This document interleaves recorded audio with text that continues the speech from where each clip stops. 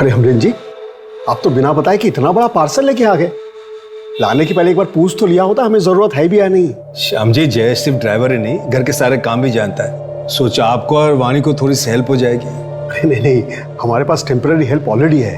और फिर हमारे औरंगाबाद शहर में एक फुल टाइम नौकर, उसका पगार आप समझ रहे हैं ना। और फिर ये रहेगा कहाँ? सच पूछे तो आजकल के जमाने में एक फुल टाइम नौकर घर में रखना है खतरे से खाली नहीं है।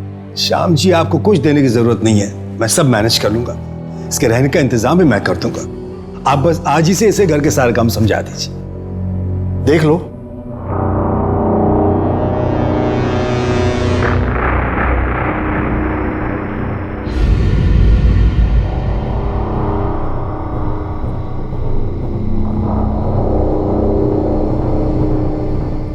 दो बज गए, अभी तक बहू घर नहीं आई। The number you have called is currently switched off. दोनों का फोन भी बंद आ रहा है। किसकी परमिशन से गई थी? मुझसे तो पूछा नहीं। तो मुझसे भी कहाँ पूछा उसने? कहाँ जा सकती है वो? क्या हुआ? नहीं लग रहा फोन। फिर से ट्राई कीजिए ना। हाँ कर रहा हूँ ना।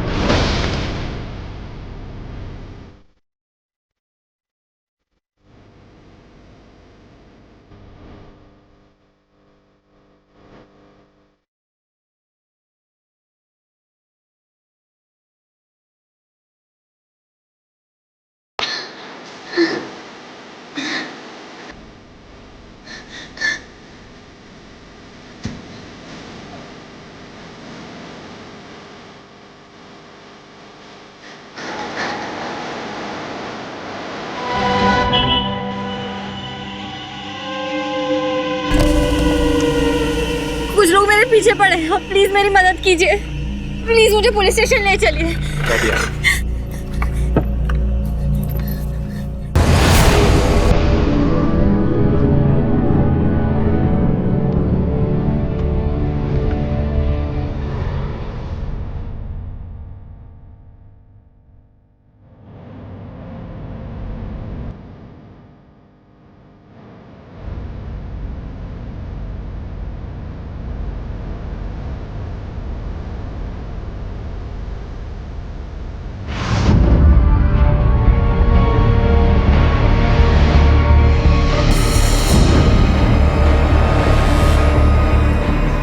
ये क्या कर रहे हो तुम?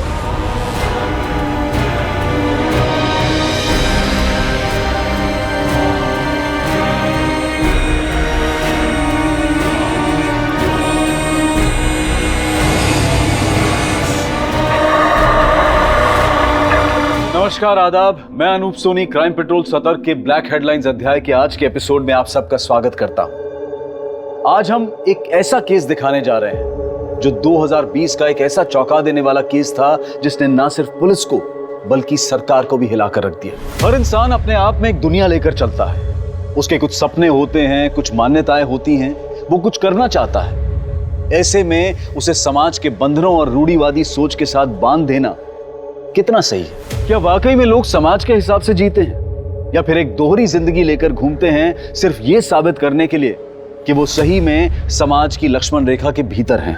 अमरेंद्र जी, आपको पता है कि वानी कहाँ है? रात भर से घर नहीं आई है वो।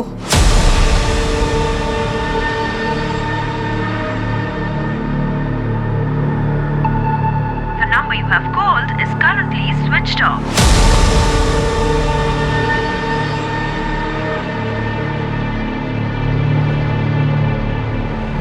आपके द्वारा डायल किया हुआ नंबर अभी बंद है।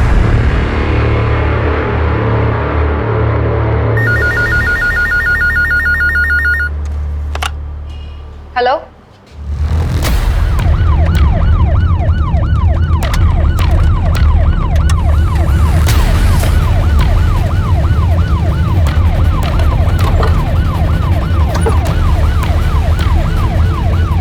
चलिए।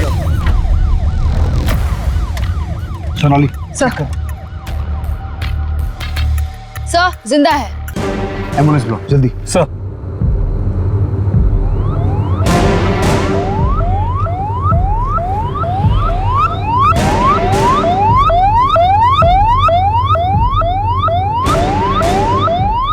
काफी ब्रूटल रेप केस लगता है। और ये लड़की है कौन? फोन किसने किया था? सर मैंने किया था, मैं यहाँ हल्का होने के लिए आया था, मैं देखा तो मैंने आपने फ़ोन किया सर। लड़की को पक्का यहाँ किसी गाड़ी से डंप किया गया है।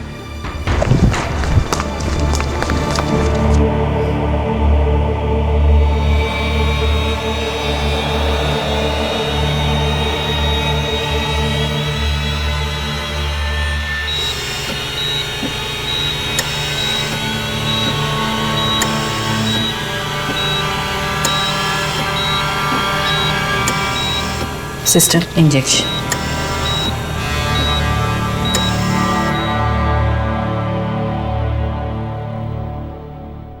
Sir 1 minute.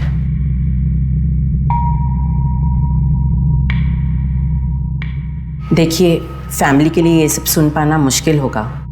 हमें 4 लोगों के सीमेंस के ट्रेसेस मिले हैं और प्राइवेट पार्ट में कांच के टुकड़े भी मिले हैं, जिसकी वजह से काफ़ी ब्लीडिंग हुई है। सामूहिक बलात्कार का केस है। हाथ की हड्डी टूटी है और बैकबोन भी इंजर्ड है। हम अपनी पूरी कोशिश कर रहे हैं। गैंगरेप? किसने किया?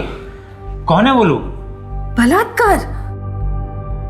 जी मैं समझ सकता हूँ कि आप लोग अभी कठिन समय से गुजर रहे हैं, लेकिन जिन जानवरों ने वाणी के साथ ये सब किया है उनका पकड़ा जाना बहुत ज़रूरी है। इसलिए वाणी कब और क्यों गई थी, कहाँ गई थी, जितनी जल्दी आप ये इन्फॉर्मेशन हमारे साथ शेयर कर सकते हैं उतनी जल्दी हम अपनी छानबीन शुरू कर सकते हैं। जी मैं करण चंदक, मैं एक इन्वेस्टमेंट कंसल्टेंट हूँ। हमारी एक फर्म है चंदक्स इन्वेस्टमेंट के नाम से। जाने से पहले उसने ना मम्मी ना पापा, इनफैक्ट मेरी भी परमिशन नहीं ली। परमिशन? जी, अपनी परमिशन के बिना मैं उसे कहीं नहीं जाने देता था। ऐसा क्यों? तुम्हारी पत्नी थी। देखा ना सर आपने, मेरी परमिशन के बिना गई, क्या हालत हुई उसकी। वो कहाँ गई आपको पता नहीं, ये कैसे पॉसिबल है? और वो जब भी आपकी परमिशन से घर से बाहर निकलती थी, जाती कैसे थी? गाड़ी से, वो भी ड्राइवर के साथ। जयेश, वो भी गया था साथ में, उसका भी फोन नहीं लग रहा है। जयेश ड्राइवर है लेकिन घर का काम भी करता है।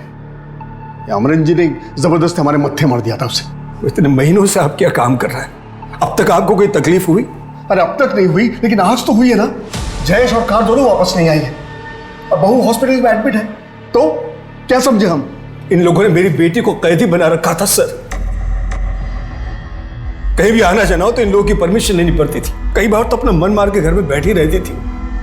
किसी के पास फुर्सत नहीं थी उसे बाहर ले जाने की। इसलिए मैंने अपनी गाड़ी और अपने ड्राइवर जयेश को इनके यहाँ छोड़ा हुआ था। 7 महीने से जयेश इनके यहाँ काम करता था सर। उसकी तनख्वाह भी मैं देता था।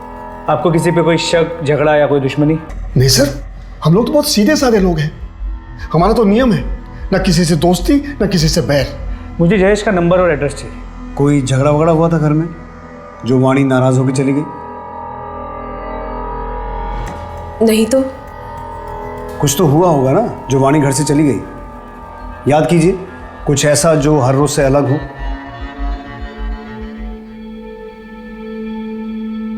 करण तुम फ्रेश हो जाओ, मैं खाना लगाती हूँ। जयेश ये अंदर रख दो और फिर बाहर आकर प्लेट लगाने में मदद करो। ठीक है। वाणी, रोटियां ठंडी हो गई हैं, गरम बना कर लाओ। नया साल शुरू हो गया। बुकिंग आने से पहले मैंने अपना जो होम स्टे वाला घर है उसका प्राइस बढ़ा दिया। मैं सोच रही थी कि टीवी पर दिखाते रहते हैं कि लोग रेट कंपेयर करके बुकिंग्स करते हैं और हमारे होम स्टे का रेट पहले से ही बढ़ा हुआ है। अब और बढ़ाना शायद सही नहीं होगा। कितनी बार बोला, मेरे बीच में मत बोला करो। घर का काम तो तुमसे ठीक से होता नहीं। बिजनेस में नाक अड़ाने के लिए आ गए। करण, क्या है वाणी? खाना भी ठीक से खाने नहीं दिया तुमने उसे। मैं करता हूँ। सर ऐसा कुछ भी नहीं हुआ जो रोजमर्रा से अलग हो। आपकी शादी को कितने साल हो गए? 1 साल से ज्यादा। अभी कुछ टाइम पहले हमें अपनी फर्स्ट एनिवर्सरी सेलिब्रेट की थी। सर ऐसे वक्त में भी दोनों परिवार में बिल्कुल तालमेल नहीं है। और सर आज के ज़माने में वाणी को बाहर जाने के लिए परमिशन की ज़रूरत पड़ती थी। लेकिन उस दिन ऐसा क्या हुआ जो वाणी ने परमिशन लेना जरूरी नहीं समझा? और इस मायके के भरोसे वाले ड्राइवर जयेश का कितना भरोसा किया जा सकता है? अभिषेक, जयेश की डिटेल्स निकालो और चंदक फैमिली के घर का सीसीटीवी चेक करो।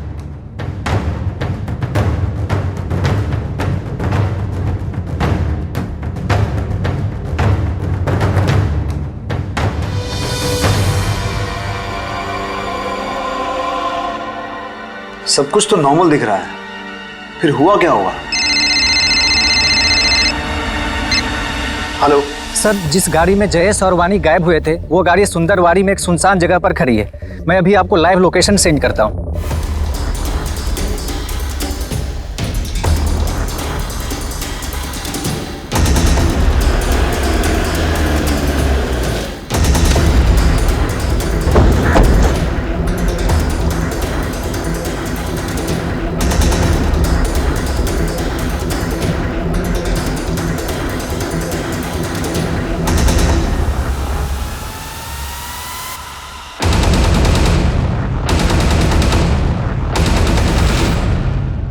सर, गाड़ी पे कोई फोर्स्ड एंट्री के निशान नहीं है। अभिषेक, ये क्राइम सीन नहीं है। वानी जहां हमें मिली थी वो जगह यहाँ से 60 किलोमीटर दूर है। मुझे लगता है वानी को यहाँ से किडनैप करके किसी दूसरी गाड़ी में ले जाया गया होगा। सर, ये एक फोन मिला है, लास्ट डायल किसी क्लॉडिया का है। हो सकता है ये फोन वानी का हो।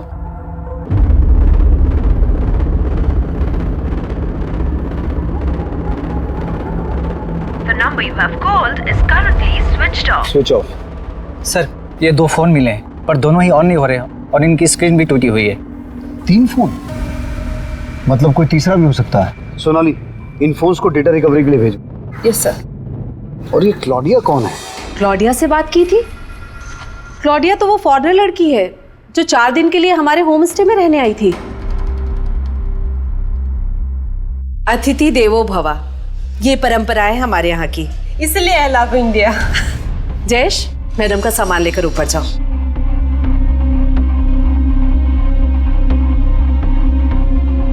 जयेश जी। सुना नहीं? मैडम का सामान लेकर ऊपर जाओ। हाँ माँ जी, मैं लेके जाता हूँ। आइए।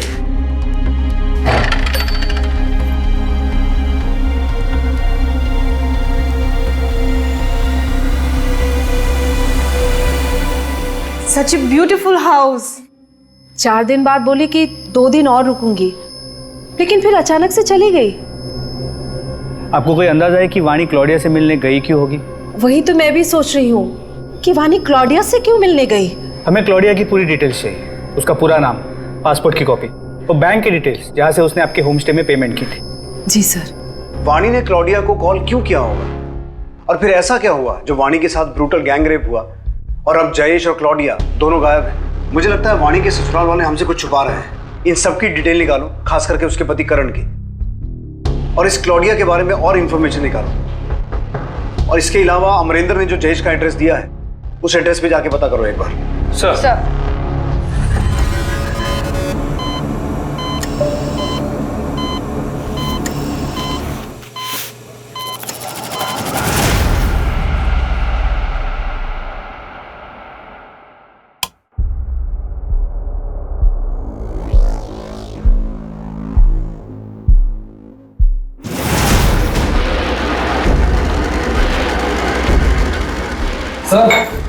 बोतल।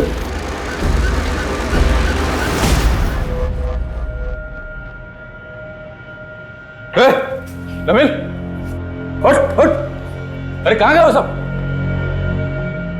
किशोर, किशोर, उठ उठ उठ।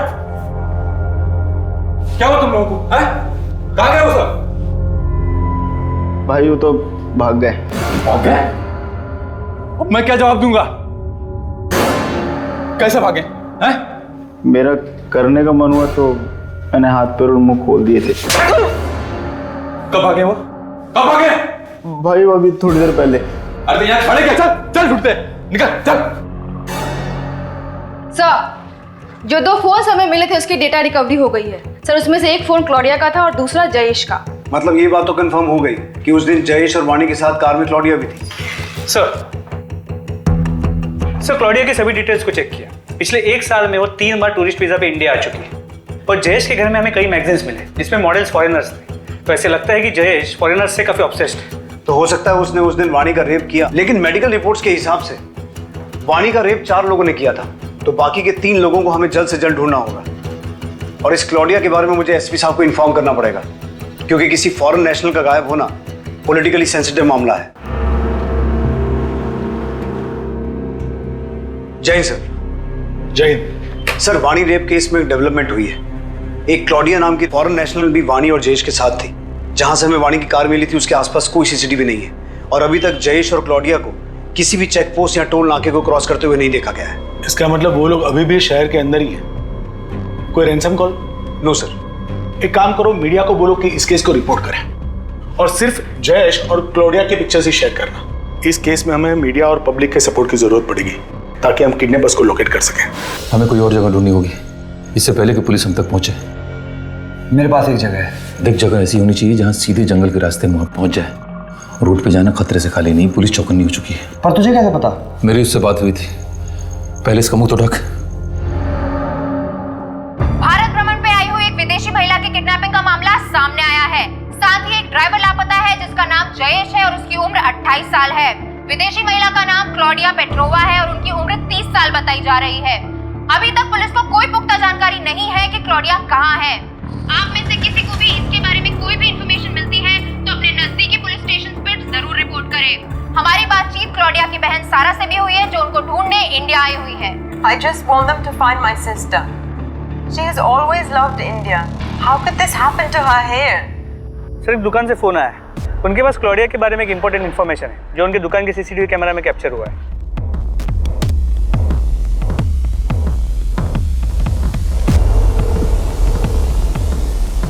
सर, ये थे वो दो लड़के। फिर आगे क्या हुआ? ऐसे क्या देख रही है? पूरा पैसा दूंगा ना, वो भी डॉलर में। ओ मैडम, कैसे लगा रही हो तुम? दिखाओ कैसे लगाया। हाथ कैसे लगाया? सोनाली, इन दोनों की फोटो को जूम करो और कॉपीज निकाल के आसपास के सभी पुलिस स्टेशन में सर्कुलेट करो। अक्सर ऐसा देखा गया है कि जो विदेशी हमारे देश में घूमने आते हैं वो कुछ लोगों के लिए सॉफ्ट टारगेट बन जाते हैं, चाहे उनके साथ बदतमीजी हो या फिर पैसों की धोखाधड़ी। ऐसे में ये सवाल गलत नहीं होगा कि हमारा देश कितना सुरक्षित है। अतिथि देवो भव, ये सिर्फ कुछ शब्द हैं या हम वाकई अपने अतिथि को देवता के समान मानते हैं?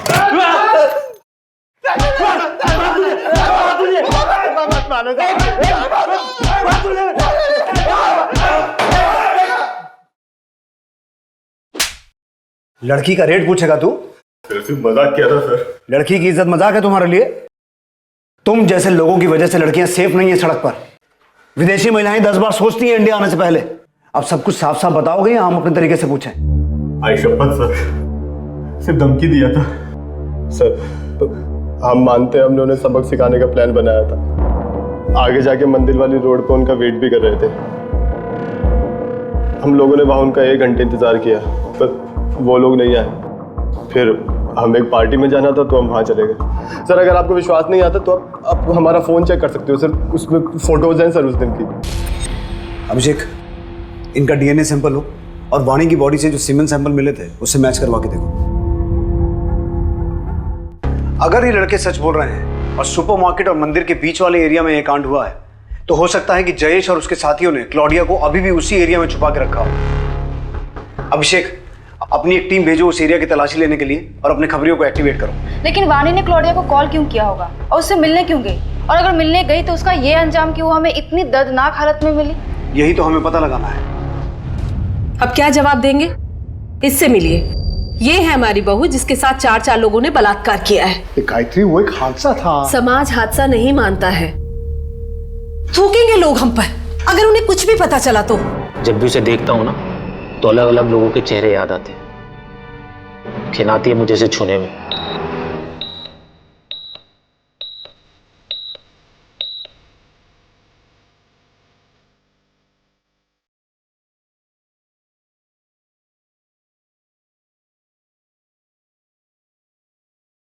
Thank you so much. मैं फोन करता हूं आपको। ओके बेटा, तेरे लिए एक बहुत अच्छी खबर है। ये देख, औरंगाबाद का परिवार है, बिजनेस है। तो मैं सोच रहा था कि तेरी मां के जाने के बाद मैं अकेले तेरी शादी की जिम्मेदारी कैसे उठाऊंगा, लेकिन देख, भगवान ने मुझसे चप्पलें नहीं घिसवाई, सामने से रिश्ता आया है। लेकिन मेरी पढ़ाई? बेटा, पढ़ाई तो होती रहेगी, तो शादी की बात भी कर सकती है। तो जरूरी बात अभी ये है कि लड़का तुझे पसंद है या नहीं।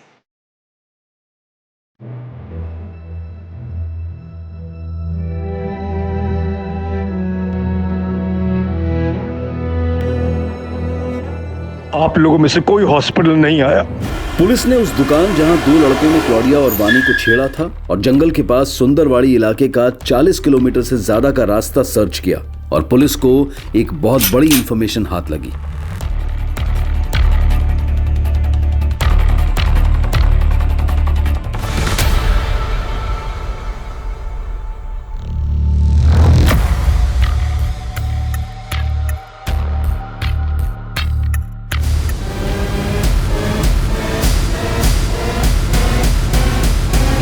जो भी मुजरिम है उसे जल्दी पकड़ा जाएगा और क्लाउडिया को भी हम जल्दी ढूंढ लेंगे। हमारी सबसे अच्छी टीम इस केस पर दिन रात लगी हुई है। और सर, आपको इस केस को सुलझाने में इतना टाइम क्यों लग रहा है? No comments please. Sir please. I won't leave this station till they find my sister.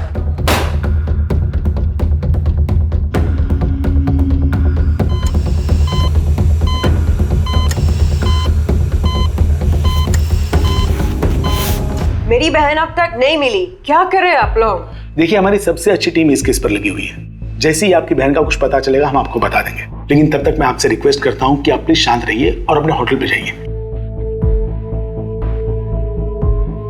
जय सर।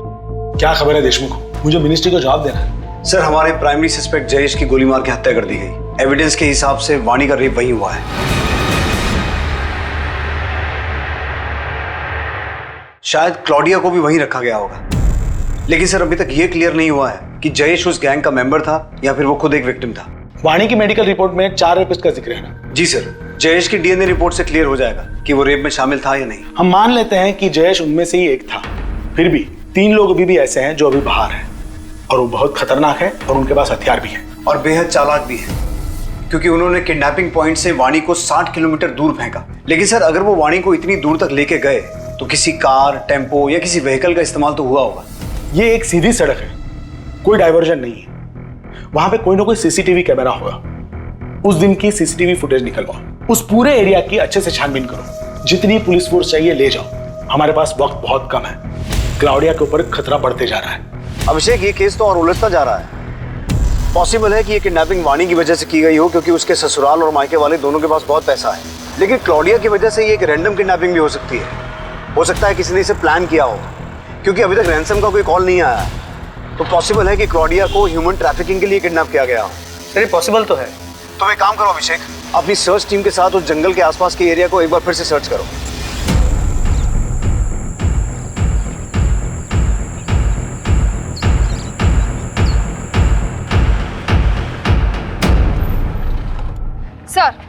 सर, आपका शक बिल्कुल सही था। करण चंदक की कॉल डिटेल्स काफी इंटरेस्टिंग है सर। सर, क्लॉडिया के किडनैपिंग के ठीक एक दिन पहले करण और क्लॉडिया के बीच में फोन पे बातचीत हुई थी। करण ने क्लॉडिया को कॉल किया था? नहीं सर, क्लॉडिया ने करण को कॉल किया था। अब एक सेकंड वेस्ट किए बगैर बता कि तू क्या छुपा रहा है? सर, वानी मेरी परमिशन लेके घर से निकली थी। क्लॉडिया हमारे होम स्टे वाले घर पर रुकी हुई थी। मैंने उसकी फ्रेंडशिप का गलत मतलब निकाला। मुझे लगा कि वो इनविटेशन दे रही। Thank you so much everyone, it was a wonderful dinner. आप लोगों को मेरे डिश में आना चाहिए, मुझे लगता है आप लोगों को पसंद आएगा। I am sure Karan you will enjoy it. आप लोगों को मेरे डिश में आना चाहिए, मुझे लगता है आप लोगों को पसंद आएगा। I am sure Karan you will enjoy it.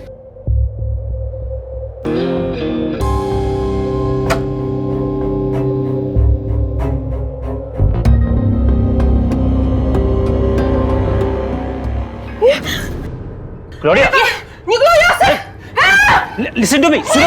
अरे उस रात वो घर से निकल गई और फिर उसने मुझे कॉल कर केस करने की धमकी दी। मैं तुम्हारे ऊपर केस करूंगी और ऐसे रिव्यूज दूंगी कि तुम्हारे होम स्टे को कभी कोई दोबारा बुक नहीं करेगा।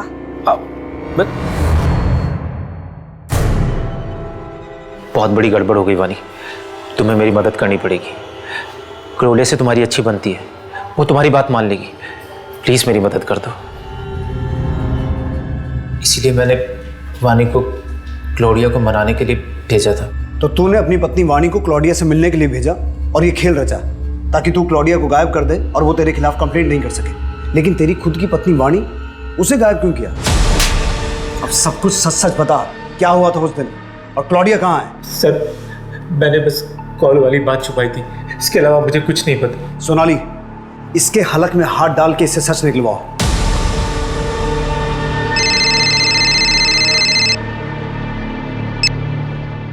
हेलो, सुन, 2 दिन के अंदर 50 लाख रुपए का इंतजाम कर लेना, वरना तेरी सफेद मुर्गी के गर्दन काट दूंगा मैं। अरे कौन बोल रहे हो तुम? अब मुझे क्यों कॉल कर रहे हो? मैं क्यों दूं पैसे? मुझे कुछ नहीं पता, तेरी बहू तो हमारे हाथ से निकल गई, पर ये गोरी मेहमान तो तेरी ही है ना। देख, मुझे बस पैसे चाहिए। अरे पर मैं क्यों दूं क्लॉडिया के लिए पैसे? सरकार से मांगू तुम? मैं तुझसे मांग रहा हूँ, सरकार से तुझे मांगना है तो तू मांग ले। देख, मुझे कुछ नहीं पता, मैं दोबारा फोन करूंगा। हेलो, सुनो, क्लॉडिया को छुड़ाने के लिए फिरौती का कॉल आपको? वो क्लॉडिया लगती कौन है हमारी? अब तो वो हमारी गेस्ट भी नहीं रही। अगर रहती भी ना सर, तो भी मैं पैसे नहीं देता। अरे सर, ये क्लॉडिया के लिए पैसे तो सरकार ने देने चाहिए ना। आप लोग कुछ कीजिए सर, मैं तो फंस गया हूं सर इसमें। वो नंबर दीजिए जहां से कॉल आया था। जी, नोट करो। 444-7856। ठीक है श्याम जी, आप जाइए, हम देखते हैं। जी सर, थैंक यू। सर आपको क्या लगता है ये जो कह रहे हैं वो सच कह रहे हैं? एक काम करो, इस शाम का नंबर सर्विलेंस पे डालो और पता करो इसे फिरौती का कॉल कौन से एरिया से किया गया था और ये नंबर किसके नाम पर रजिस्टर्ड है। Yes sir. सर जंगल के बाहर एक होटल है जिसके बाहर एक सीसीटीवी कैमरा है। उसकी फुटेज चेक करने में पता चला कि जिस दिन हमें वाणी मिली थी उस दिन उस एरिया से उस वक्त 2 कार्स निकली थी। सर ये पहली गाड़ी एक टैक्सी है जो अभी औरंगाबाद से बाहर है, और सर ये गाड़ी किसी अजीत नायक के नाम पे रजिस्टर्ड है। मेरी इस अजीत नायक से बात हुई, उसने कहा कि उस दिन वो अपने दोस्त के साथ किसी शादी में गया हुआ था। इस अजीत नायक और उसके दोस्त को उसकी गाड़ी के साथ यहाँ बुला लिया है। अब होपफुली अजीत नायक और उसकी कार से कोई लीड मिले जिससे केस आगे बढ़े। उस जंगल वाले एरिया से कुछ पता चला? नहीं सर, ना जंगल से, ना रोड से, ना टोल नाके से, कहीं से कोई लीड नहीं मिली। पर ऐसा कैसे पॉसिबल है? इसका मतलब है ये लोग मूव नहीं कर रहे हैं, कहीं छुप के बैठे हैं। एक काम करो अभिषेक, अब तुम जंगल के आसपास के रेजिडेंशियल एरिया में अपने खबरियों को एक्टिव करो, हो सकता है वहां से कोई क्लू मिल जाए। सर वो गाड़ी का मालिक अजीत नायक और उसका दोस्त सनी शर्मा दोनों बाहर आए हैं।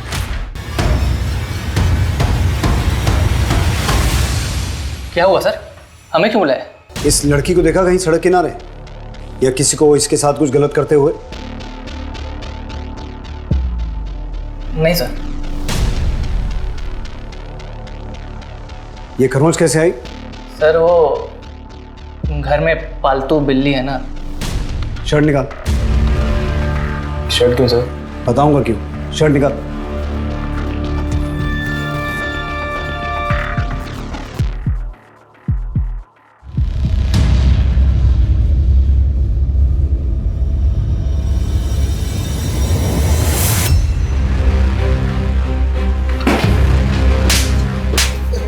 बोल सर, बताता हूँ, मारो बताता हूँ सर। हम लोग एक शादी में गए थे, हमने वहाँ बहुत पी ली थी सर।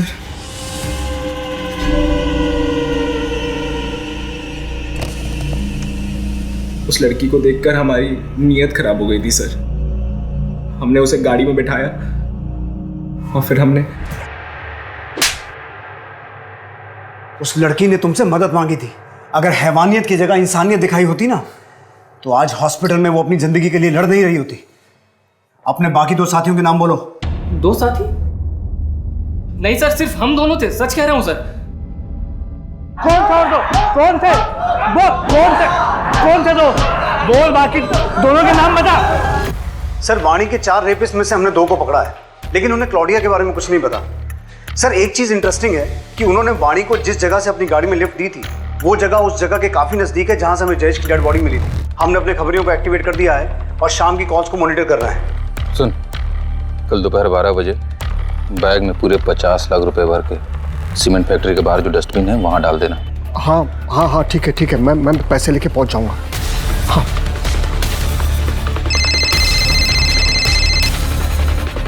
हेलो सर, अभी मुझे फिर से फिरौती के लिए कॉल आया था और मैंने बिल्कुल वैसे ही किया जैसा आपने कहा था। सर अब तो आपको यकीन हो गया ना? अब तो मेरे बेटे करण को छोड़ दीजिए।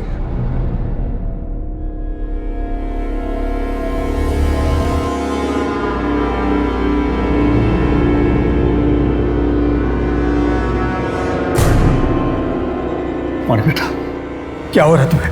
वाणी बेटा, क्या हो रहा है?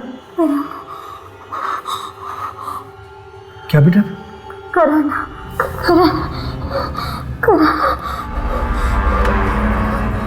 कितना चिल्लाती है तू? मिर्ची तो तू खाती नहीं है, फिर खाती क्या है? बे, हाँ? अगर मैं 2 घंटे के अंदर नहीं आता हूं तो इसको मार के फेंक देना जंगल में।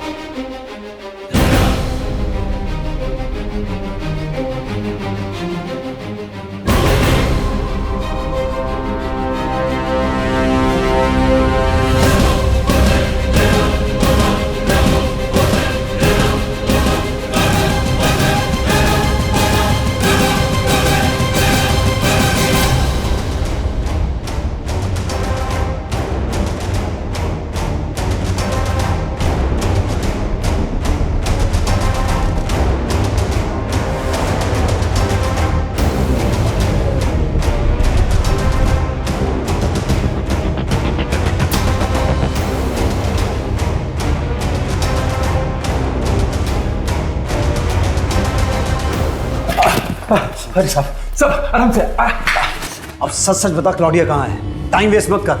मैं भी तो वही कह रहा हूँ, टाइम वेस्ट मत करो। अगर मैं वहां नहीं पहुंचा ना तो वो गोरी ऊपर पहुंच जाएगी, सही बता रहा हूँ।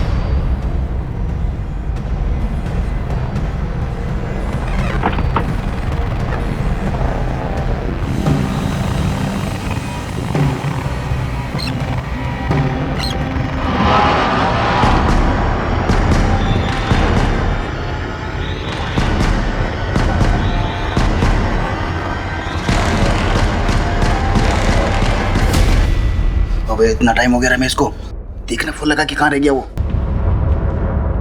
The number you have called is currently switched off. Phone नहीं लग रहा उसका। तो शादी को उड़ा देते हैं।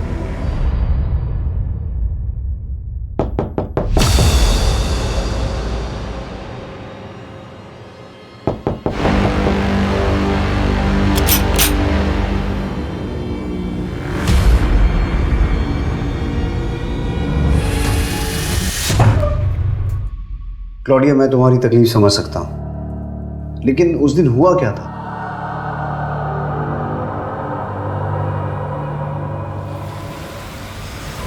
हाय वानी। हाय क्लॉडिया, कम इन। मंदिर पहुंचने तक रास्ते में बात कर सकते हैं। ओके, बट मुझे पानी लेना है, तो किसी शॉप में रोक लेना। देखो, करण ने जो किया वो गलत था, पर तुम्हारे लिए मैं फिर भी ये सब भूल सकती हूँ।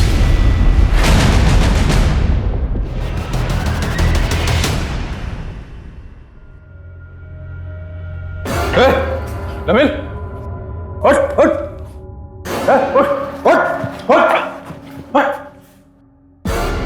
क्या हुआ तुम लोगों को? भाई वो तो भाग गए। अरे यहाँ खड़े क्या? चल चल, ढूंढते निकल चल। मुझे नहीं पता कि वानी किस तरफ भाग रही थी। मैं और जयेश हम बस भागे रहे थे। रमेश, अब तेरा खेल खत्म। बता, तेरा मास्टरमाइंड कौन है?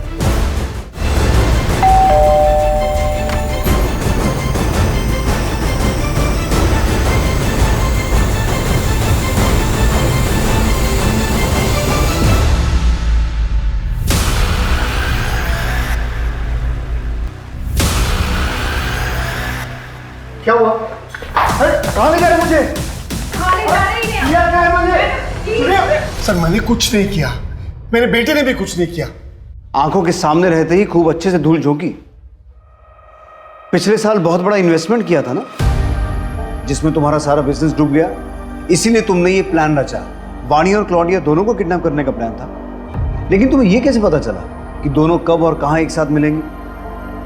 सर, वो मैंने वाणी और करण को बात करते हुए सुन लिया था। बहुत बड़ी गड़बड़ हो गई वानी, तुम्हें मेरी मदद करनी पड़ेगी। क्लोडिया से तुम्हारी अच्छी बनती है, वो तुम्हारी बात ज़रूर मान लेगी। प्लीज़ मेरी मदद कर दो। सर मैं बहुत दिनों से मौके की तलाश में था। रमेश को हायर करके तैयार भी कर लिया था, और जब उस दिन मैंने करण और वाणी को बात करते हुए सुना तो मुझे लगा यही सही वक्त होगा। क्लॉडिया और वाणी एक साथ होंगे, तो इसलिए ये पता ही नहीं चलेगा कि किडनैपिंग किसकी वजह से हुई है। लेकिन उसके पहले ही वाणी का रेप हो गया और वो वहां से भाग गई और सब कुछ गड़बड़ हो गया। लेकिन वो रमेश, वो मेरा पीछा ही नहीं छोड़ रहा था। क्या हाल क्या वाणी का? रेप क्यों किया उसका? अरे हो गई हमारे बंदों से गलती, अभी क्या गोली मार दूं उनको? देख, तुझे तो पता है मेरे पास पैसे नहीं है। वो क्लॉडिया के लिए अमरेंद्र पैसे क्यों देगा? अगर मुझे पैसे नहीं मिले तो मैं जाके पुलिस स्टेशन में सीधे बोल दूंगा कि सारा प्लान तेरा था। वो मुझे फंसा ना दे, इसलिए मैं भी ड्रामा करता रहा ताकि वो मुझे ब्लैकमेल ना कर पाए।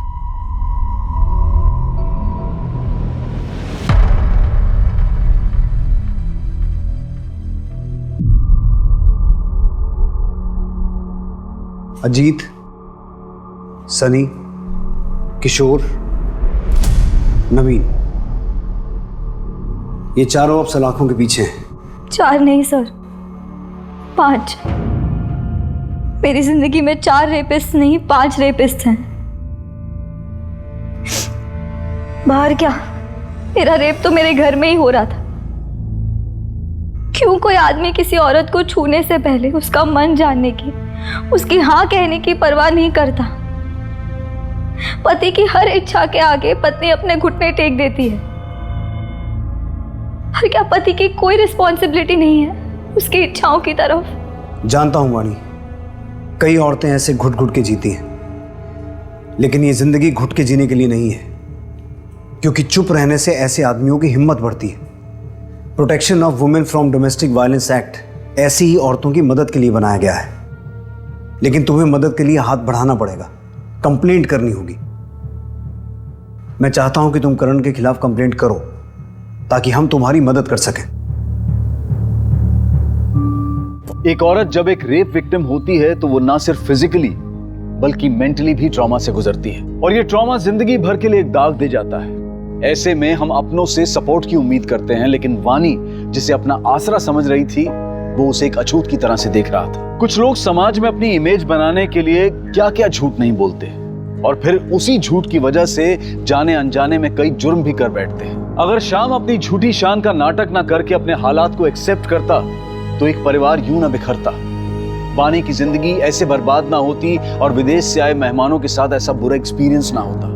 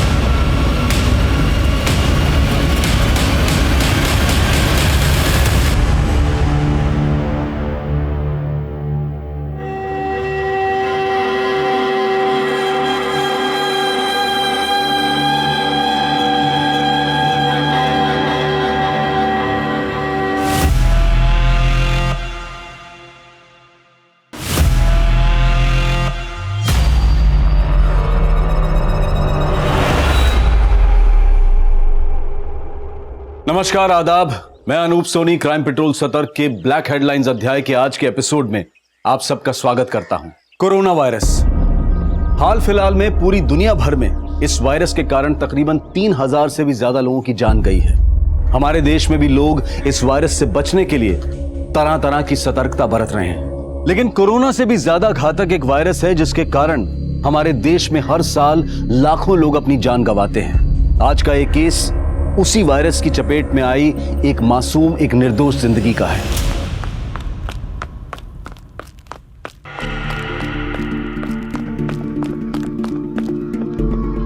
उषा, धीरे दौड़ो, गिर जाओगी। धीरे। तू क्या होता है संगीता?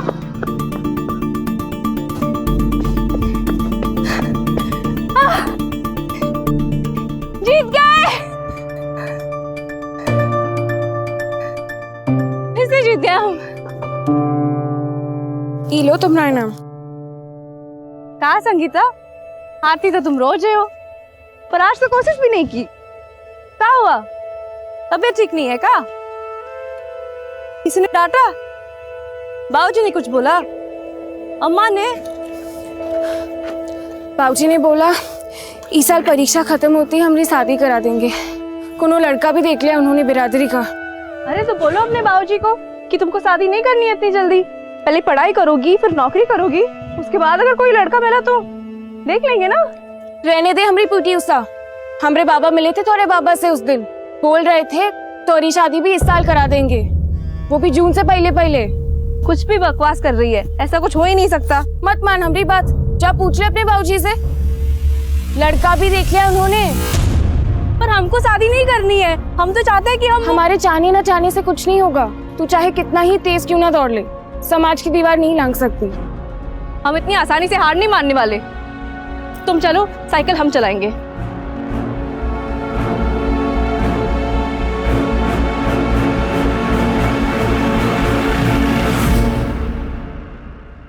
क्या हाल है बंसी?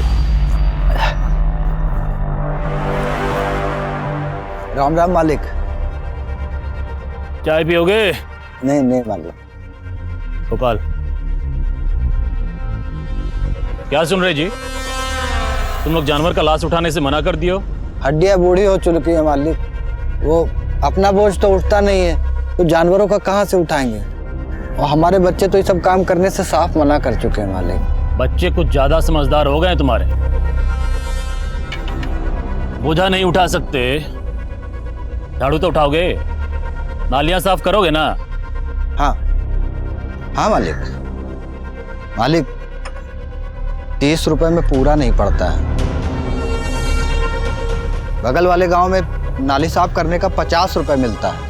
अच्छा, 50 रुपया चाहिए तुम लोग। अभी सर पे खड़ा मत रहो, जाओ पंच लोग से बात करके बताएंगे। मुंह में जुबान आ गया इन लोग को, कुछ करना पड़ेगा। क्या कहते नेताजी, 50 रुपया देंगे? बोले हैं कि देखेंगे, अब कि नहीं दिए ना तो काम छोड़ देंगे। 50 रुपया नहीं देंगे ना तो फिर हम सब मिलकर काम छोड़ देंगे। चलो मनोहर भैया हम चलते हैं, रात में चौधरी के खेत की रखवाली करने जाना है। कहाँ बंसी भैया, दिन में खेत मजूरी, रात में रखवाली, थकते नहीं है तुम? 3 बेटियां हैं भैया, दिन रात काम नहीं करेंगे तो कैसे पालेंगे पोसेंगे, कैसे शादी ब्याह करेंगे? चलो अच्छा हम चलते हैं। हाँ भैया हाँ।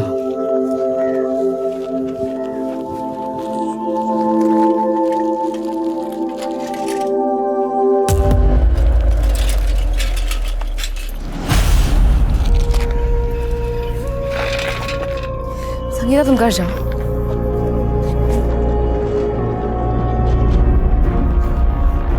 हम शादी नहीं करेंगे, हम बता देते आपको। हमको पहले पढ़ाई करनी है फिर नौकरी करनी है, हमने पहले ही मना कर दिया था ना आपको शादी के लिए। लेकिन हम मना नहीं कर पाए, अच्छा रिश्ता सामने से आया था, कैसे मना करते? तो अच्छा खासा दहेज भी मांगे होंगे, कहाँ से देंगे इतने दहेज? हाँ वो हम देख लेंगे, तुम्हारी 2 बहनें और हैं, तुम्हारी शादी हो जाएगी ना तो हमारा बोझ बोझ कम हो जाएगा ना हमारे जाने से। बाबूजी आप फिक्र मत कीजिए, अब से ना ज्यादा बोझ नहीं बनेंगे हम आप पे।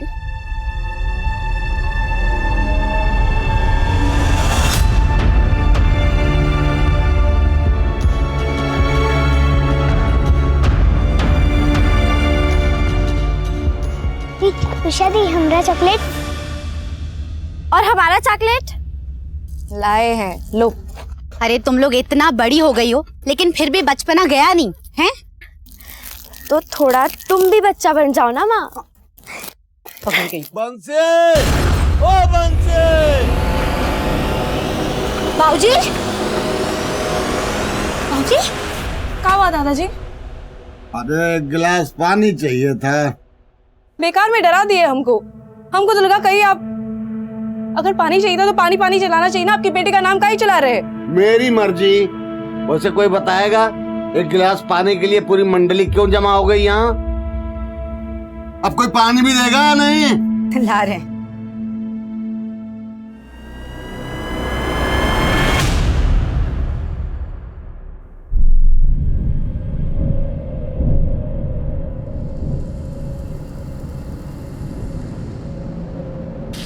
रह गई उषा?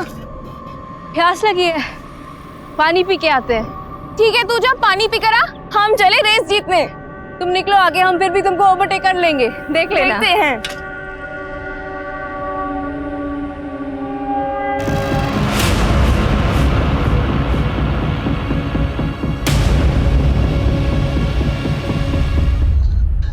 संगीता बेटा, हमको लगा कि उषा तुम्हारे साथ है। गलती हो गई चाचा, हमको लगा उषा को शायद कोई काम आ गया होगा, इसलिए वो रेस छोड़कर निकल गई। अच्छा। हमने तो सोचा ही नहीं कि वो ऐसे घर लौटेगी ही नहीं।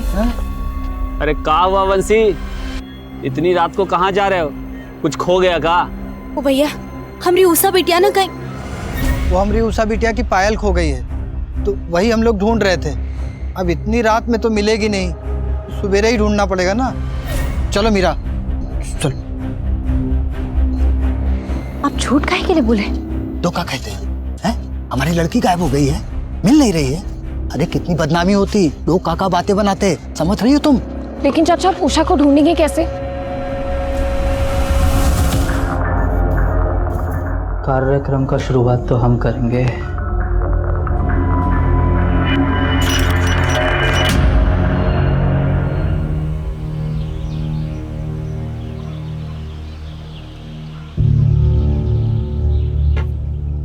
दो दिन हो गया, अब बहुत हो गया।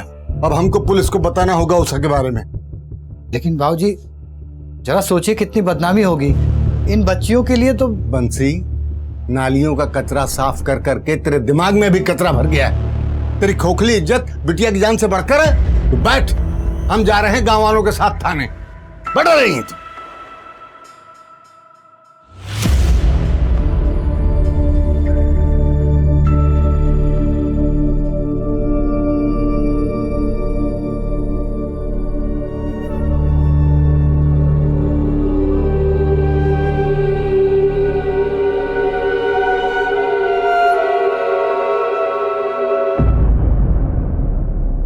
अरे हम खोज निकालेंगे आपकी बेटी उषा को। हम यहाँ क्यों हैं? जनता की सेवा के लिए है ना साहब। आप ही का आसरा है। अब लेकिन एक समस्या है।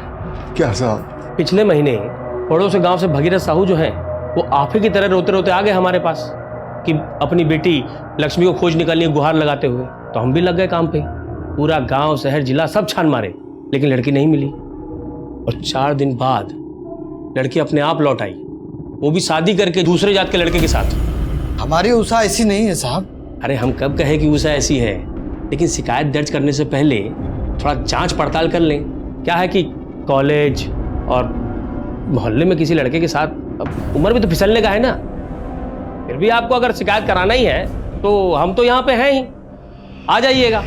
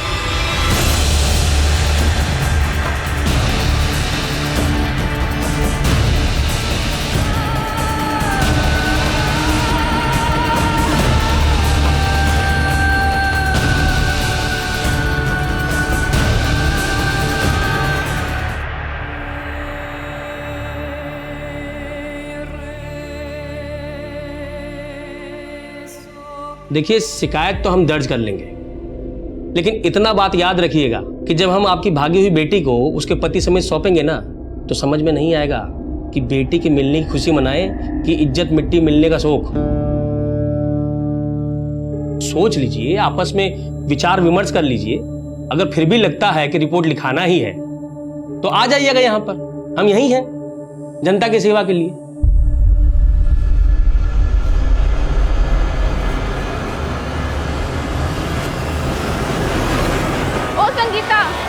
अरे संगीता, कहाँ खोई हो? कब से बुला रहे हैं तुम्हें?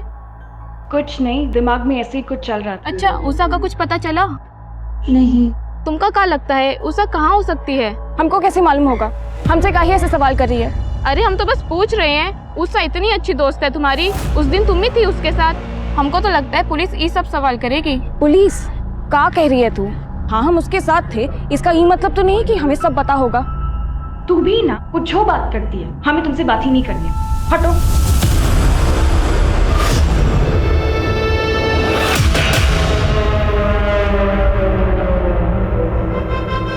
बाबूजी, हम संगीता से बार बार पूछे, वो बोली कि उषा की किसी लड़के के साथ दोस्ती थी ही नहीं।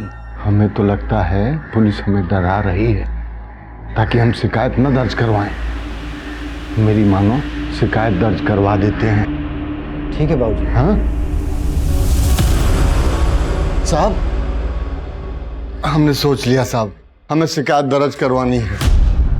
ठीक है, जो जनता जनार्दन चाहे। वैसे आप लोग का गांव माखनपुरा है ना? जी साहब। तब तो गड़बड़ हो गया।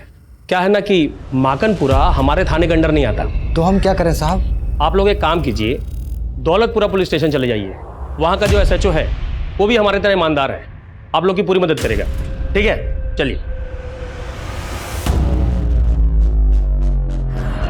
बाबूजी, हम मनोहर के साथ दौलतपुरा पुलिस स्टेशन जा रहे हैं, रपट लिखा के ही आएंगे। बंश भैया, अभी अभी नंदू खबर किए कि मंदिर के पास वाले पेड़ पे ना एक लड़की की लाश लटकी पड़ी है। चलो चलो।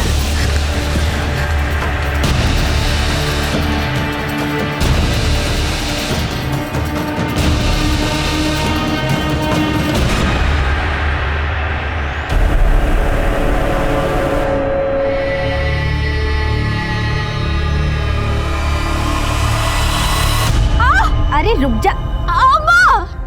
नहीं अम्मा!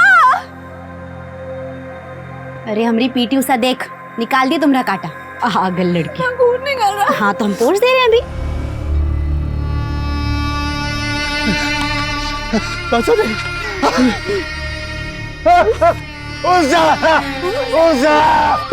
हमें पुलिस के आने तो रुकना पड़ेगा चाचा जी। हमें कह रहा है वो आ रहा हूँ। गणेश, यस, उतरवा ला उसको और सौंप दे परिवार वालों को अंतिम संस्कार के लिए। ये सब आप ही की वजह से हुआ है। चुप कर, गलती इनकी लड़की का है और तू हम पे इल्जाम लगा रहा है। ओ चाचा, चलो दस्तखत करो इस पे और ले जाओ लाश को अंतिम संस्कार के लिए। केस खत्म हुआ। इतनी जल्दी कहाँ इंस्पेक्टर? आप तो जनता के सेवक हैं, पहले लाश का पोस्टमार्टम तो करवाइए। तू कौन है? एडवोकेट अभय। अच्छा, तो तू है अभय। तो अभय बाबू, ये आत्महत्या का केस है और आत्महत्या के केस में ना पोस्टमार्टम की जरूरत नहीं है। जरूरत है। अगर उषा ने फांसी लगाई है तो उसके पैरों पे पोस्टमार्टम तो होकर रहेगा। क्यों गाँव वालों? ठीक है, करवाते हैं पोस्टमार्टम, लेकिन उसके लिए थोड़ा समय लगेगा। क्या है कि एम्बुलेंस बुलाना पड़ेगा ना, और आप लोग को तो पता ही है कि अस्पताल कितना दूर है यहाँ से। पता है, इसलिए हमने पहले अस्पताल में फोन कर दिया था। एम्बुलेंस भी अभी आ ही रही है।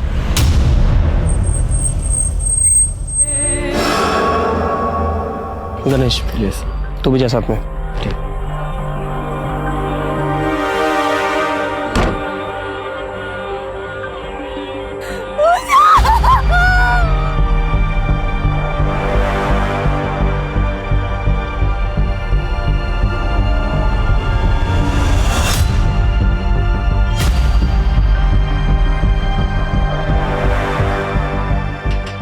चाचा जी साइन कीजिए, बॉडी लेके जाइए। अरे FIR रजिस्टर किए आप लोग अभी तक?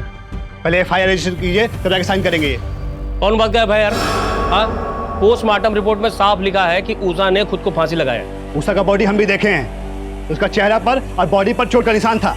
खुदकुशी नहीं की है। दिखाइए पोस्टमार्टम रिपोर्ट। ये पोस्टमार्टम रिपोर्ट कोई पब्लिक प्रॉपर्टी नहीं है जो देखेंगे आप। चलिए जाइए यहाँ से, नहीं वो हल करेंगे, यही भर्ती होना पड़ेगा आपको। तमीज से बात कीजिए इंस्पेक्टर। दिखाइए पोस्टमार्टम रिपोर्ट, कहाँ रखा है छुपा के? नहीं दिखाएंगे तो यहीं खड़े हैं आप लोग। क्या जाते हैं यहीं? दिखाते कैसे आप लोग जाते हैं यहाँ पे?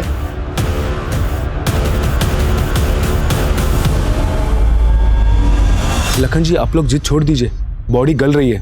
ठीक यही होगा कि आप लोग जल्द से जल्द उषा का अंतिम संस्कार कर दे। डॉक्टर साहब, हम लोगों में कुंवारी लड़की को जलाया नहीं जाता।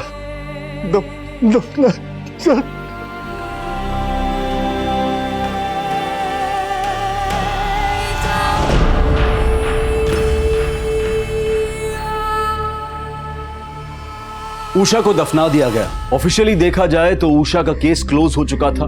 पोस्टमार्टम रिपोर्ट कह रही थी कि उषा ने आत्महत्या की थी, लेकिन हकीकत कुछ और ही थी।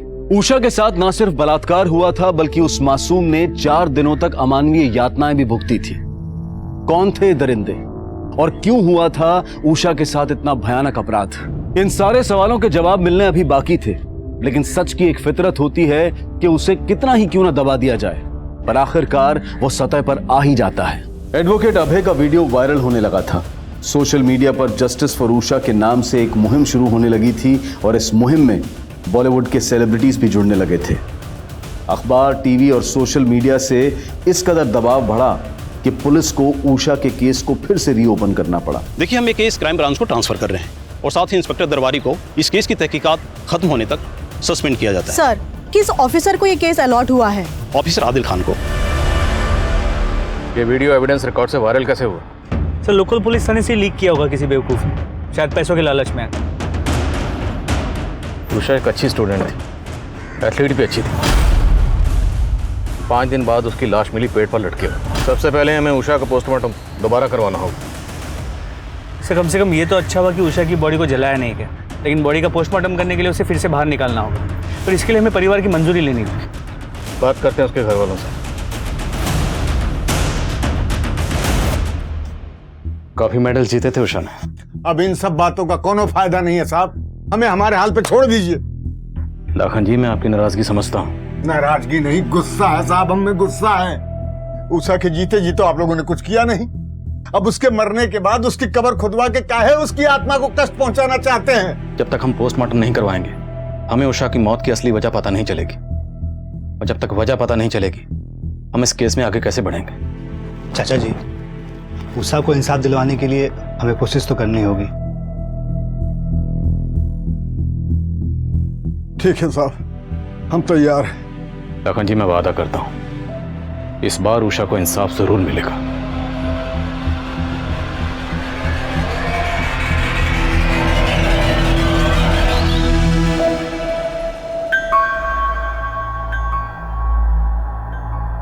जी कहिए।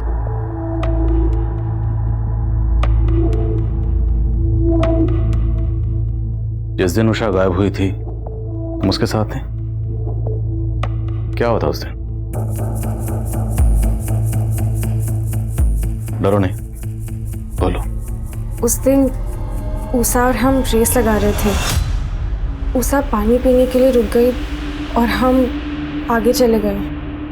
बहुत देर तक जब वो नहीं आई तो हम वापस चले गए। वो वहाँ नहीं थी। पुजारी जी से भी पूछा, उनको भी कुछ पता नहीं था। हमको लगा कि वो घर वापस चली गई होगी, तो हम घर चले आए। तुम्हें किसी पे कोई शक है? उसका कॉलेज में किसी के साथ कोई झगड़ा हुआ हो या कोई एक तरफा प्रेमी? जी नहीं। अच्छा, हमें उषा की माँ ने बताया कि तुम उषा की सबसे पक्की सहेली थी, सच है? तो अगर तुम्हें कुछ भी याद आए या कुछ भी ऐसा है कि तुम हमें बताना चाहो, तो हमें जरूर बताना।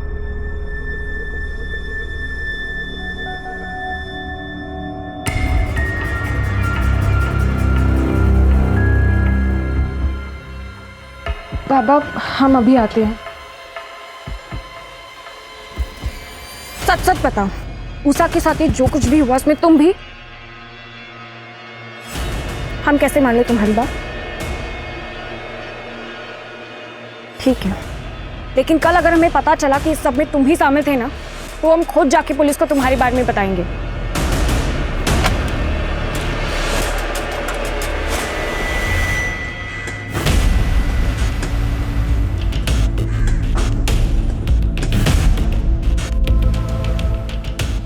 मौत गले की हड्डी टूटने से हुई थी। तो क्या उषा ने खुदकुशी की थी? जी नहीं, मुझे तो इस बात की हैरानी है कि पहले वाली पोस्टमार्टम रिपोर्ट में इस बात का जिक्र क्यों नहीं हुआ। लड़की का प्राइवेट पार्ट्स बुरी तरह से डैमेज्ड है। उन लोगों ने इसको बुरी तरह से नोचा है, यहीं उनकी हैवानियत नहीं रुकी। प्राइवेट पार्ट्स में कांच के टुकड़े मिले और उसकी छाती पर रॉड से वार किया गया। मतलब ये खुदकुशी नहीं थी? वो लड़की तो चलने की हालत में भी नहीं होगी। जरूर इस केस को आत्महत्या का रूप देने के लिए उन लोगों ने उसे फांसी पर लटका दिया।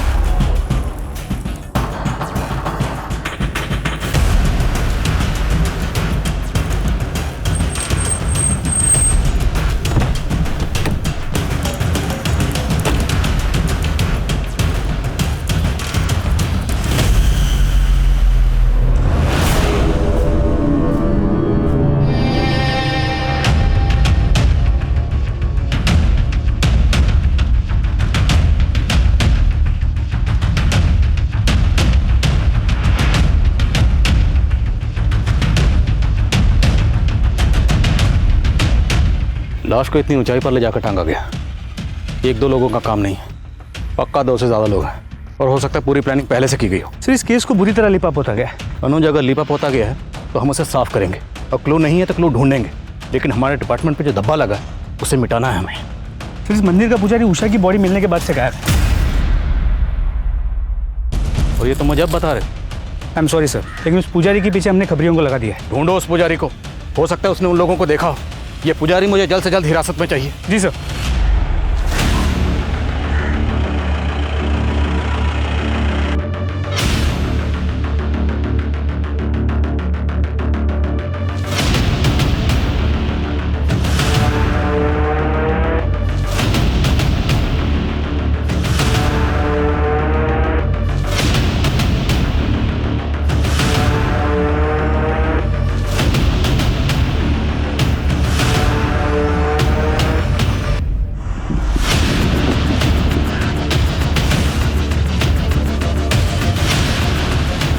कहता है भाई सब बढ़िया रे, बैठा।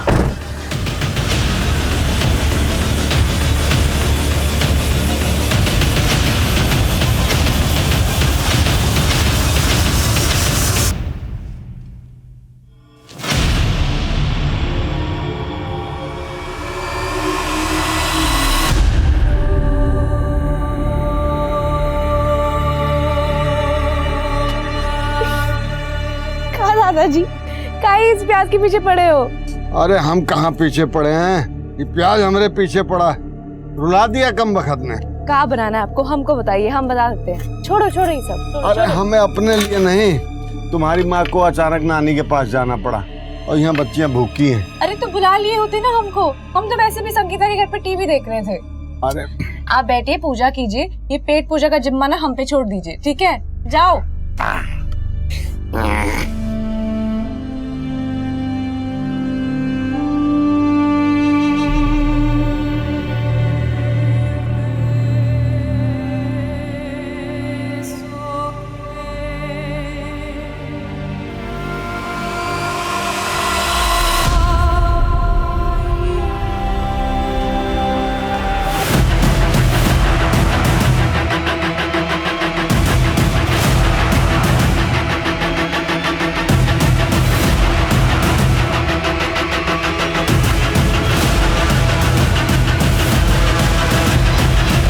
साहब हम कुछ नहीं किए हैं साहब, हम पे विश्वास कीजिए साहब, हम सच बोल रहे हैं साहब। भगवान के मंदिर में रहते हो पंडित जी, शैतानों का साथ देना उचित नहीं। हम सच बोल रहे हैं साहब, हम कुछ नहीं जानते हैं साहब। तो चुप क्यों गए थे, भाग क्यों गए थे? वो उषा की फांसी के बाद जब सारे गांव वालों को पता चली साहब, वो हमसे झगड़ा करने लगे, हमें मारा पीटा और हमारा हाथ तोड़ दिया साहब। साहब वो उषा का फांसी का वीडियो हम ही बनाए थे। अब इस संकट से निकलने का एक ही उपाय है पंडित जी, याद करिए जिस दिन उषा गायब हुई थी, क्या उस दिन कुछ ऐसा हुआ था जो आमतौर पर नहीं होता? कुछ भी अजीब? सोचो। कुछ याद आ रहा है या अपनी तरह से याद दिलाएं? वो यकीन के साथ तो नहीं साहब, लेकिन उस दिन मंदिर के पास आके एक गाड़ी रुकी थी। कौन सी गाड़ी थी, नंबर क्या था? अब नंबर तो नहीं याद है, लेकिन वो सफेद कलर की गाड़ी थी साहब। ये सफेद गाड़ी की कहानी सुना के पुजारी हमें गुमराह करने की कोशिश तो नहीं कर रहा? मनोज, शक करने का तो बनता नहीं। अगर हम ये मान भी लें कि सारा कांड उस पंडित ने किया, तो पंडित इतना बेवकूफ़ तो होगा नहीं कि पहले रेप करेगा, मर्डर करेगा और फिर मंदिर के बाहर ही उषा की लाश को पेट पर लटका देगा और उसके बाद वीडियो बनाएगा। जी सर, और अगर पुजारी सच कह रहा है तो यही सफ़ेद गाड़ी हमें गुनहगारों तक पहुंचा सकती है। एक काम करो, आसपास के गांव के जितने भी पुलिस स्टेशन है सबसे कांटेक्ट करो, जितने भी हिस्ट्री शीटर इस वक्त बाहर हैं सबको राउंड ऑफ करो।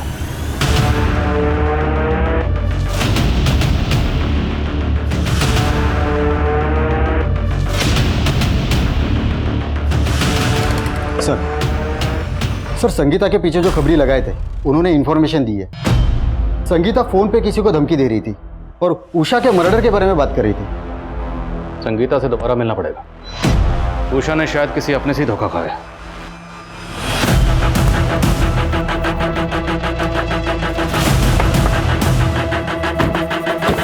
संगीता हम चाहते हो तो मैं थाने बुला सकते थे, और हमने नहीं बुलाया क्योंकि हम नहीं चाहते थे तुम्हें कोई तकलीफ हो, क्योंकि तुम एक स्टूडेंट हो और उषा की सबसे अच्छी दोस्त थी।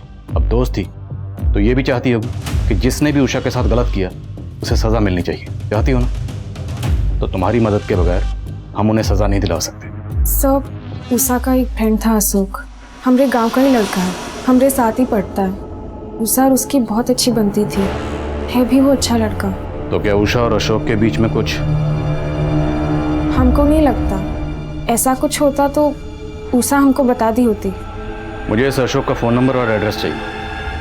अच्छा, तुमने उस दिन किसी सफ़ेद रंग की गाड़ी को नोटिस किया था? सफ़ेद गाड़ी शायद देखी थी, लेकिन हमने इतना ध्यान नहीं दिया। साहब, उषा सिर्फ हमारी दोस्त थी, इसके अलावा हम दोनों के बीच ऐसा कुछ नहीं था। हमारा ध्यान तो सिर्फ पढ़ाई में ही रहता था।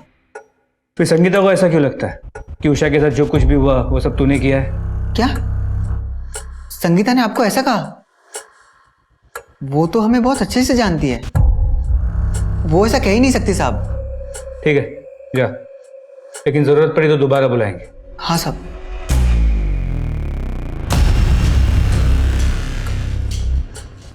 देखने से सीधा लगता है, लेकिन फिर भी नजर रखना।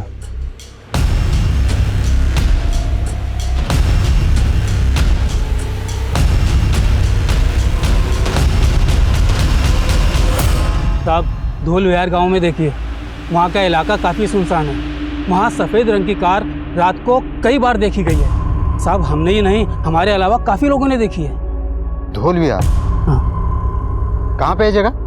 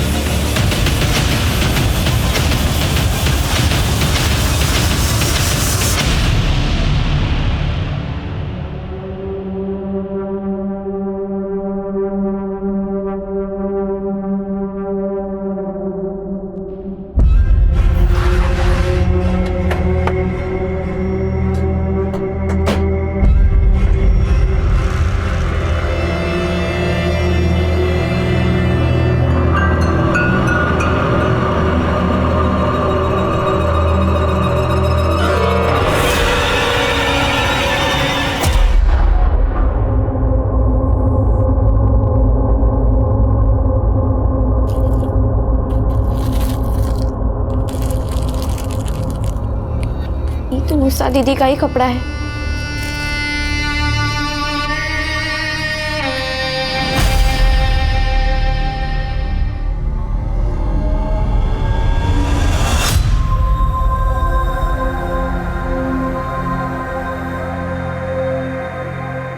आओ बेटा, आओ दिखाएं।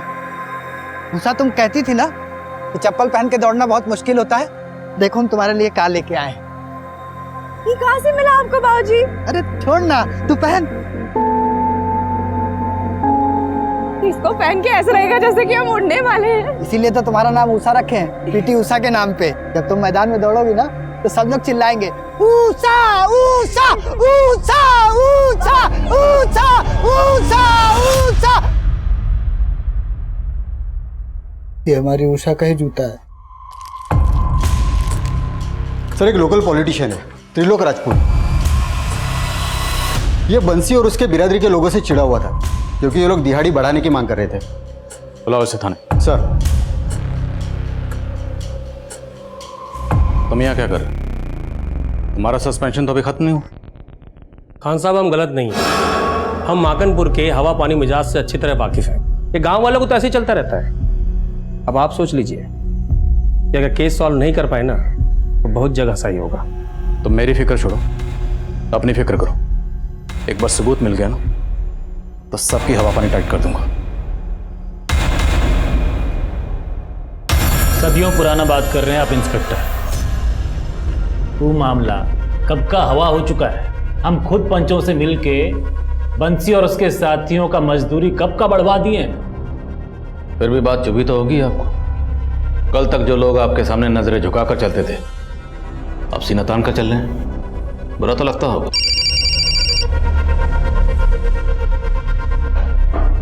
जैन सर। खान, तुमने जिसे उठाया है वो रूलिंग पार्टी का मेंबर है। आई नो तुमने कुछ सोच समझ कर ये कदम उठाया होगा, लेकिन मुझे ऑलरेडी 2 फोन्स आ चुके हैं ऊपर से। देखो, अगर तुम्हारे पास कोई ठोस सबूत है तो छोड़ो मत उसे, वरना फिलहाल के लिए उसे जाने दो और उस पर नजर बनाए रखो। सही वक्त पर उसे धर लेना। ठीक है सर, अब से जो भी गिरफ्तारी होगी सबूतों के साथ ही होगी। जय हिंद। जाए चलिए नेताजी।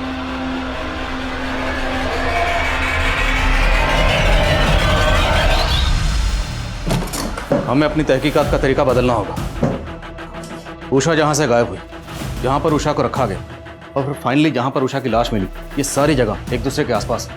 सर, इससे इतना साफ हो जाता है कि वो लोग गांव के चप्पे चप्पे से वाकिफ हैं। बिल्कुल, जिसने भी ये कांड किया या तो इसी गांव के या फिर आसपास के गांव के। उषा के गायब होने से लेकर उषा की लाश मिलने तक जितने भी लोग इस गांव को छोड़कर गए सबकी लिस्ट बनाओ। और अगर कोई गांव के बाहर पैसा भेज रहा है और जरा सा भी शक है, उठाओ उसे। ये लोकल नेता थे लोग और हमारे डिपार्टमेंट के होनहार इंस्पेक्टर दरबारी, सब पर नजर रखो। सर।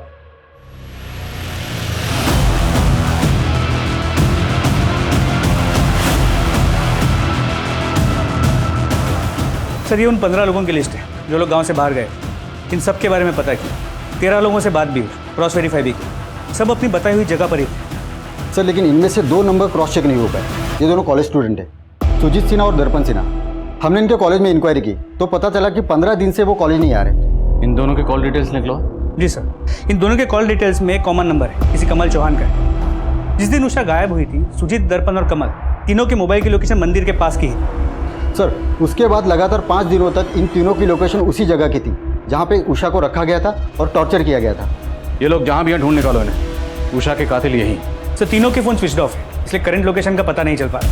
लेकिन 3 दिन पहले सुजीत का फ़ोन कुछ टाइम के लिए स्विच ऑन हुआ और उसकी लोकेशन थी पुणे का विट्ठल नगर। पुणे?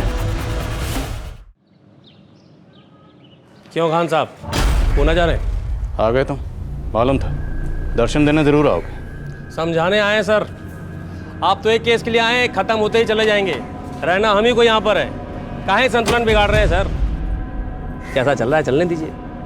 तुम्हें कुछ कार मैकेनिक का या कोई और काम आता है, सीख लो, काम आएगा, क्योंकि तुम्हारी नौकरी अब जाने वाली।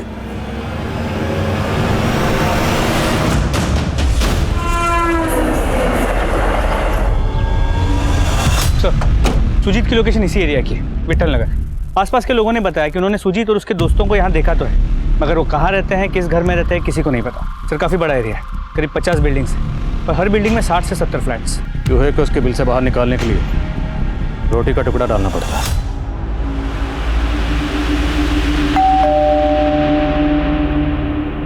हाय मैम, हम आर्थर पिज़्ज़ा से। हमने आपके एरिया में एक नया आउटलेट खोला है और हम यहाँ सर्वे के लिए आए। कुछ सवालों का जवाब दीजिए और ये पिज़्ज़ा आपका फ्री, साथ में कोल्ड ड्रिंक का वाउचर भी। तो मैम, आपके घर में कितने लोग रहते हैं? मैं रहती हूँ, मेरे हस्बैंड है और मेरी डॉटर। और कोई गेस्ट वगैरह हैं? नहीं, कोई गेस्ट तो नहीं। Thank you ma'am. ये आपका पिज़्ज़ा और ये आपका कोल्ड ड्रिंक का voucher. Thanks ma'am. Sir, room number 409 negative.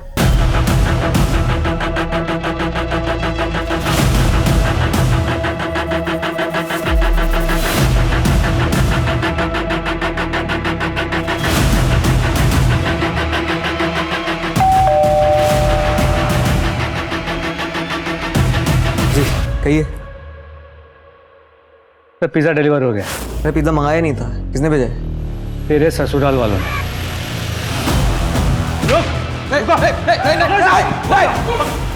नीचे बंदूक, नीचे बंदूक, नीचे बंदूक, नीचे। देख, तू मरेगा, तेरे साथ दोनों दोस्त भी मरेंगे। कमल गोली मत चला। कमल बंदूक रख दे नीचे, गोली मत चलाइए। ला दे, इसे हम सराहने के नीचे लेकर सोते हैं। चल। उषा को इतनी बेरहमी से टॉर्चर क्यों किया? क्या दुश्मनी थी तुम तीनों की उषा से? 3 नहीं सर, 4 लोग थे। चौथा कौन? अशोक।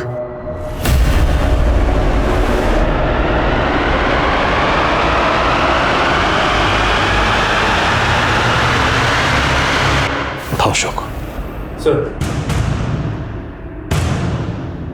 इतनी हैवानियत, आखिर क्या बिगाड़ा था उस मासूम ने तुम लोगों का? उषा को पहली बार तब देखा था जब कॉलेज की दौड़ में हिस्सा ले रही थी। दौड़ तो ज़मीन पे रही थी, पर बिजली हमारे दिलों में दौड़ गई। उषा जैसी कोई थी नहीं दूसरी गांव में, चढ़ गई हमारी नज़रों में। लेकिन यह अशोक को उससे प्यार हो गया। मान ही नहीं रहा था, बहुत मुश्किल से समझाया और फिर बनाया प्लान, क्योंकि हम जानते थे उषा कब्र कहाँ होती है।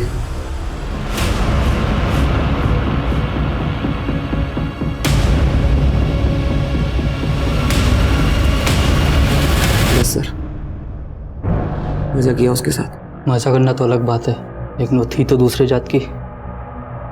उसको उसकी औकात भी दिखानी थी। पढ़े लिखे, हवा में दौड़े, उनकी औकात सिर्फ गटर में जाने की बनी है, इसलिए मार दिया उसे।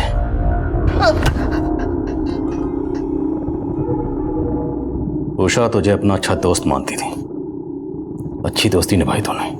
साहब गलती हो गई साहब। जिंदगी भर जेल में सड़ोगे, वादा है मेरा। अगर हमें एक समाज, एक देश के रूप में वाकई विकसित होना है, तो यह बेहद जरूरी है कि समाज के हर तबके को बराबर के मौके मिले, बराबर की सहूलतें मिले, तभी पूरे देश का विकास मुमकिन है। फिलहाल सभी अपराधी न्यायिक हिरासत में हैं। उन पर आईपीसी की धारा 363 के तहत अपहरण के लिए, धारा 376D के तहत गैंगरेप के लिए, धारा 302 के तहत हत्या के लिए और SC/ST एट्रोसिटीज एक्ट के तहत मुकदमा चल रहा है। अब मैं अनूप सोनी आपसे विदा लेता हूं। फिर मुलाकात होगी क्राइम पेट्रोल सतर्क के ब्लैक हेडलाइंस अध्याय में एक और नए केस के साथ।